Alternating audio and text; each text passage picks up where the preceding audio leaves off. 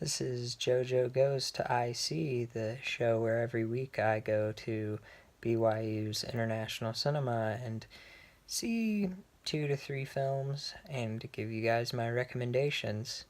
As you can see, we are not in my mom's office anymore right now this week. We're in my bedroom, so blue walls are going to be the background. The first film that I saw was The Sea Inside, and it's in Spanish and stars Javier Bardem. We saw him earlier in the semester in Beautiful, and he's just a fantastic actor. This film is based on a true story and is about a quadriplegic who wants to end his own life. So he has to fight to be able to end his own life.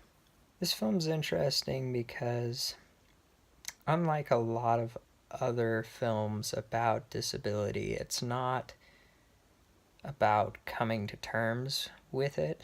He says in the film, Javier Bardem's character, he says that he doesn't begrudge any other quadriplegics and that he's only speaking for his own experience, but he feels like his life was ruined by this thing. So instead of trying to find peace in it, he decides that the only way he can be happy is to take his own life.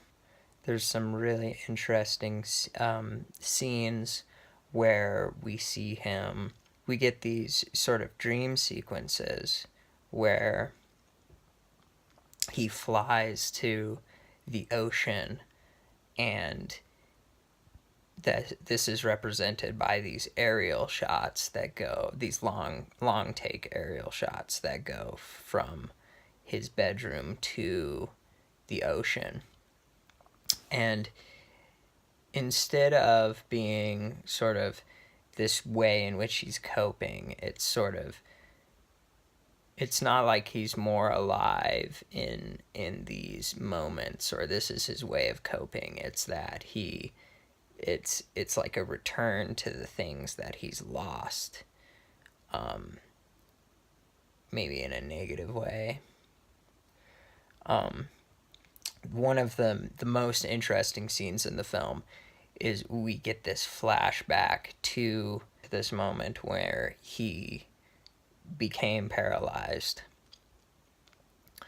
We're getting it from like multiple perspectives, because the scene starts and his friend is looking at these old photographs of him, and it crossfades to his face and then crossfades to this memory, and then he jumps in the water and hits the floor, the ground of the below the surface of the water, and is drowning. To represent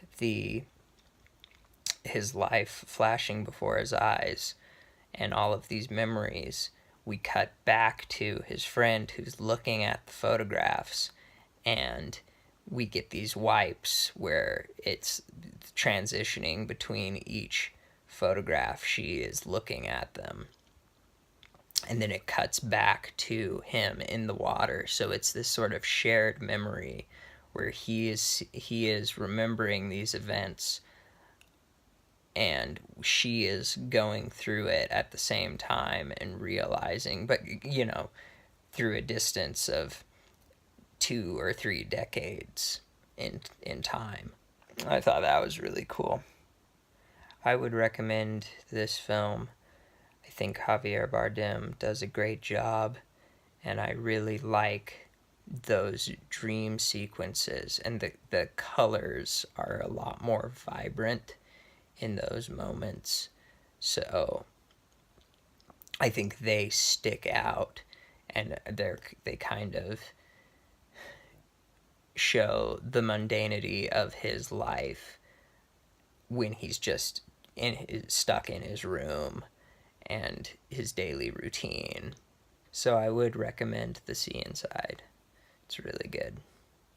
The second and final film that I saw this week was called Transit, and it's based on a book that's set in World War II, I believe, but the film takes place in the modern day. The plot revolves around this man who is trying to escape Nazi-occupied France, and he has to take this letter to a important writer.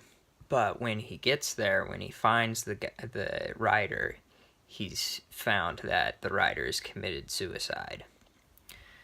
So he takes the document, he takes the letter, and he takes the writer's last manuscript, and he flees to Marseille. So once he gets there, he goes to the consul there, and they think that he is the writer.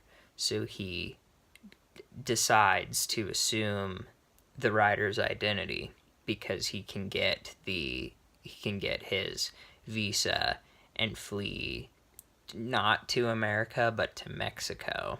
But what's interesting is that the writer had a wife and they had separated. So throughout the film, our main character is encountering her, and they sort of start to fall in love, but she doesn't know that he has assumed her husband's identity, and it kind of builds this tension, and you're waiting for it to eventually explode when it's revealed what happened, what he did. I think the choice to set this in the modern day is very deliberate. I think it gets us to think about fascism as it's spreading today and as it exists today. At one point during the film, there's a raid on the hotel that he's staying at, and this woman is taken and dragged through the hallway. And I think that if it was set in World War II and they were wearing clothing from the time, it would be easier for the audience to separate themselves from what they're seeing, because it's not happening, it was decades ago. But because of this choice, she's just wearing clothes from nowadays, so you can't not think about it. It becomes a lot more real, and you're seeing it, and these problems of fascism. I would recommend this film as well. I think it's very good.